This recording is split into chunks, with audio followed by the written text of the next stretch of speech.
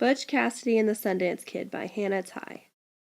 Butch Cassidy and the Sundance Kid were one of the most widely outspread outlaws of the American West because of their travels with the Wild Bunch, also known as the Hole-in-the-Wall Gang, the distances covered when running from the law, and their journey to Argentina and Bolivia. Butch Cassidy was born Robert Leroy Parker on April 13, 1866, in Beaver, Utah.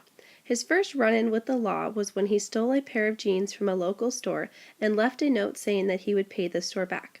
He looked up to a shady local ranch owner named Mike Cassidy. In 1884, Robert Leroy Parker was rustling cattle and changed his name to Butch Cassidy in honor of his childhood hero, Mike Cassidy. The Sundance Kid was born Harry Longbaugh in Montclair, Pennsylvania in 1870.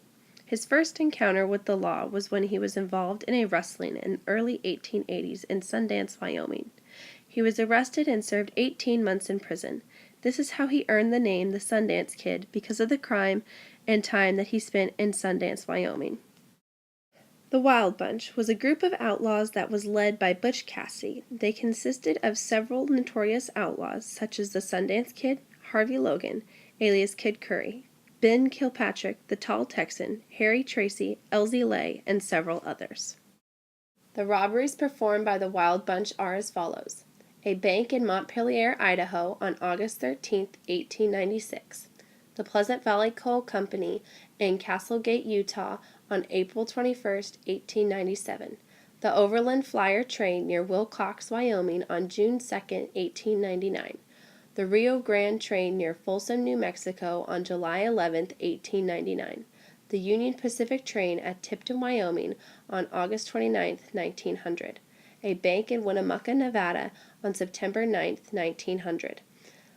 And the Northern Pacific train near Wagner, Montana on July 3, 1901. Eventually, the Union Pacific Railroad turned to law enforcement to go after Butch Cassidy and the Sundance Kid. They hired the famed Pinkerton National Detection Agency.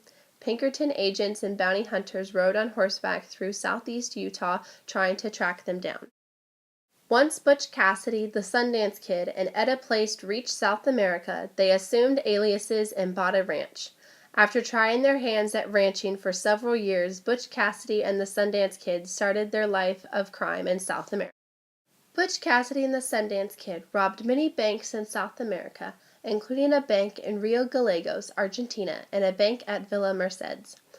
What happened next to Butch Cassidy and the Sundance Kid is unclear. Some say that they were killed in a shootout in Bolivia.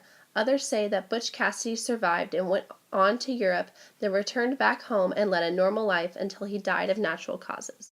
In conclusion, they covered a minimum of 6 states just during their time with the Wild Bunch.